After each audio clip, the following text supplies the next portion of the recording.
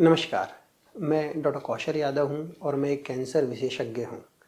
इस वीडियो में हम कैंसर सर्विक्स के बारे में जानकारी हासिल करेंगे।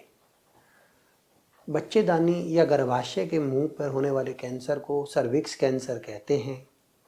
इस समस्या के अनुपात इस बात से लगा सकते हैं कि भारत में यह स्त्रियों में होने वाले कैंसर में दूसरा सबसे मुख्य कैंसर है।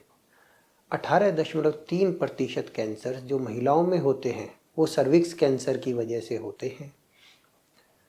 यह कैंसर से होने वाली मृत्यु का दूसरा सबसे कॉमन कारण है जो महिलाओं में कैंसर होते हैं उनमें से।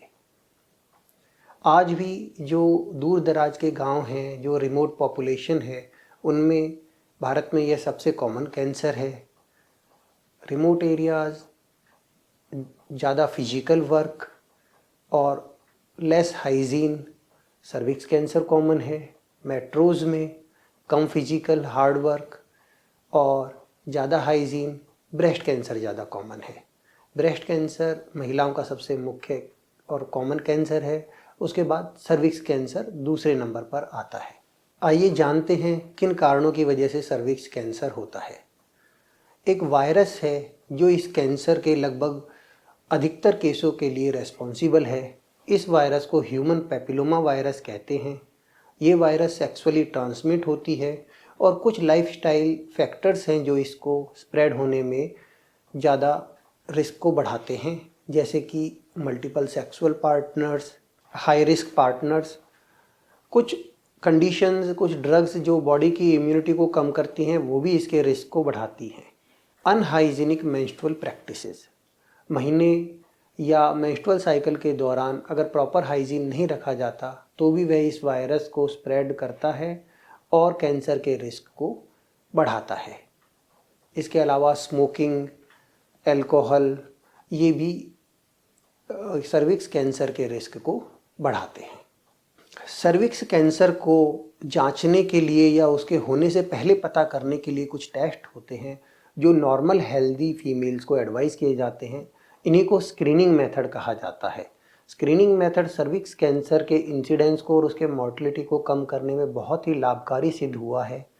पैप स्मीयर एक सिंपल टेस्ट है जो कि 21 से 30 वर्ष की महिलाओं को अलग अलग ज्योग्राफिकल लोकेशन के हिसाब से इस उम्र से शुरू करके और 65 वर्ष की उम्र तक की महिलाओं को एडवाइस किया जाता है। कन्वेंशनल पैप स्मीयर 3 साल में एक बार करना होता है और pap smear with HPV DNA 5 साल में एक बार करना होता है। इस स्क्रीनिंग मेथड से 30% से भी ज़्यादा इस कैंसर से होने वाली मॉर्टेलिटी में लाभ मिला है। अब हम एक ऐसी वैक्सीन की जानकारी देते हैं जो सर्विक्स कैंसर से बचाने में हेल्पफुल है। क्योंकि cervix cancer human papilloma virus की वजह से होता है, तो इसलिए जो वैक्सीन इस वायरस के विरुद्ध काम करती है उसे ह्यूमन पैपिलोमा वायरस कहते हैं और यह इस वायरस से लड़ने के अंदर बॉडी में इम्यूनिटी डेवलप करती है। आइडियली यह वैक्सीन 9 से 14 साल के उम्र में लड़कियों को लग जानी चाहिए। 15 से 26 साल की लड़कियों को भी यह लगाने में लाभकारी है। वैक्सीनेशन से 100% प्रोटेक्शन नहीं मिलता है, तो इसलिए चाहे वैक्सीन लगी है या नहीं लगी है, स्क्रीनिंग मेथड जिस तरह से रिकमेंडेड बताया गया है उसी तरह से कंटिन्यू करना चाहिए। और पैप स्मीयर ही सबसे लाभकारी मेथड है जिससे कैंसर के इंसिडेंस को कम किया गया है और उसकी मॉर्टेलिटी को कम किया गया है। आइए जानते हैं उन लक्षणों को जो सर्विक्स कैंसर की वजह से हो सकते हैं। कुछ अलार्मिंग साइंस है जिनसे सर्विक्स कैंसर से संबंधित जानकारी मिलती है और इनको अगर फॉलो किया जाए तो सर्विक्स कैंसर के लिए एप्रोप्रिएट जांच करानी चाहिए।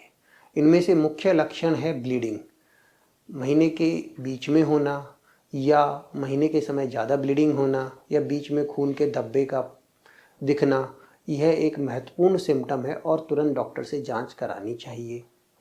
इसके अलावा दुर्गंधित फ्लूइड का शरीर से आना भी एक लक्षण हो सकता है।